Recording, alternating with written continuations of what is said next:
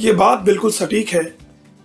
दूसरों के गुण हमेशा, अपनी गलतियां देखा करो। जिंदगी की हुबहू तुम झांकियां देखा करो। नमस्कार, मैं हरीश कुमार आज उपस्थित हूं एक नई कहानी लेकर। ये कहानी है प्रतीक की।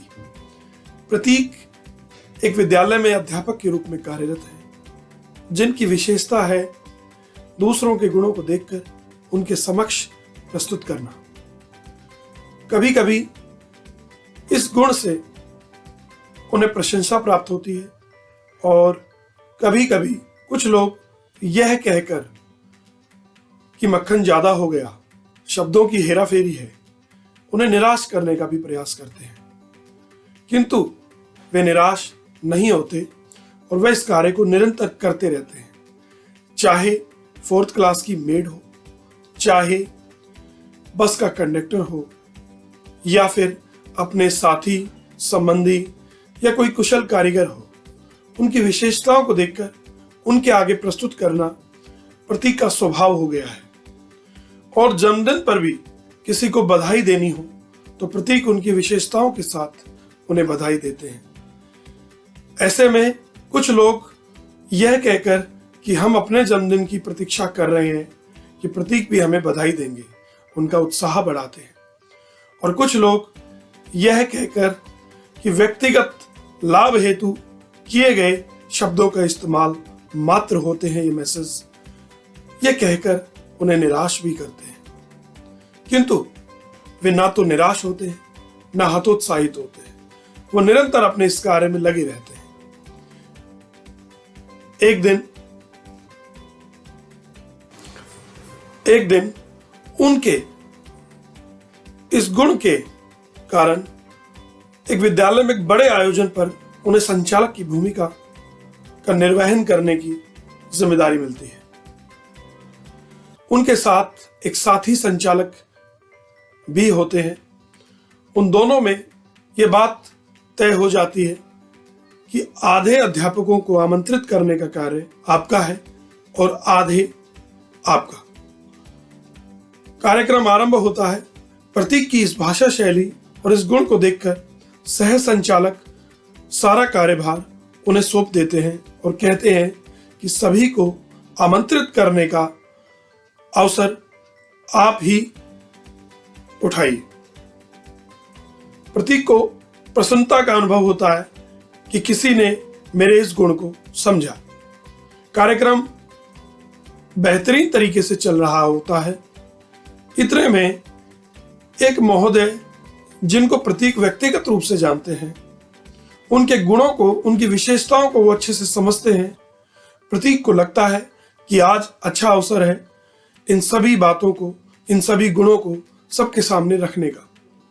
प्रतीक उन्हें यह कहकर कि आप बड़े सुहृद व्यक्तित्व के प्राणी हैं, सुहृद व शालीन वे धरातल से जुड़े हुए प्राणी हैं, जो दूसरों के सुख दुख में हमेशा साथ रहते हैं। ऐसे व्यक्तित्व को आमंत्रित करते हुए मैं प्रसन्नता का अनुभव करता हूं। ये बातें सुनकर वो महोदय मंच पर आते ही प्रतीक से कहते हैं कि तारीफ और गुणगान बहुत अधिक हो गया, शायद यह उचित नहीं था। ये बातें सुनकर उपस्थित लोगों में मिश्रित प्रक्रिया आती है, मिश्रित प्रतिक्रिया आती है। और कुछ लोग हाँ में उन महोदय का समर्थन करते हैं और कुछ लोग मुस्कुराते हुए प्रतीक का उपहास करते हैं और कुछ अचंभित हो जाते हैं।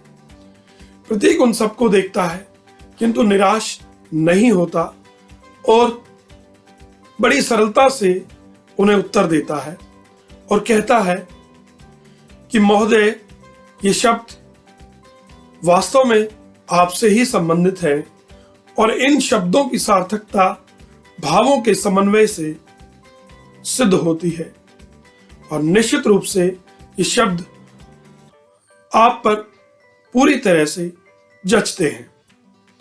आप स्वयं पर विश्वास रखें, आप ऐसे ही हैं।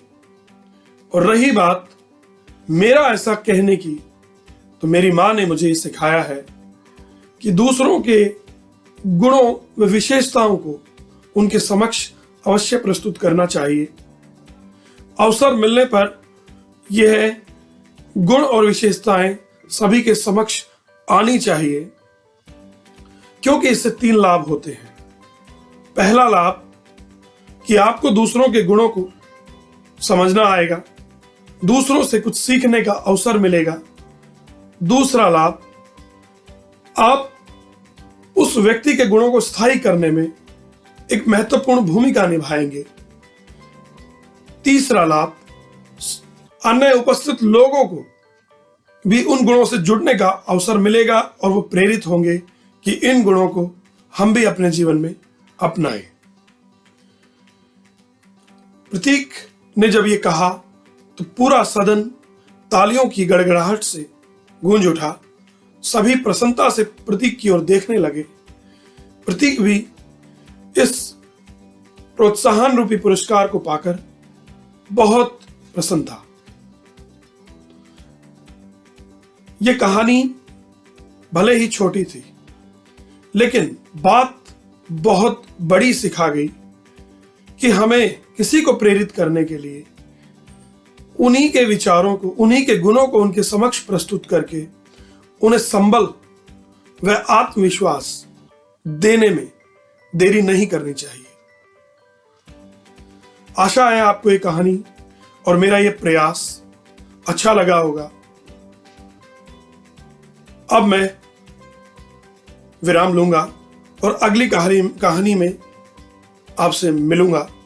सर्वे भवन्तु सुखिनः, सर्वे सन्तु निरामया, सर्वे भद्राणि पश्यन्तु, मा कश्चित् दुःखभाग् भवेत्। ओम शांति शांति शांति। ओम।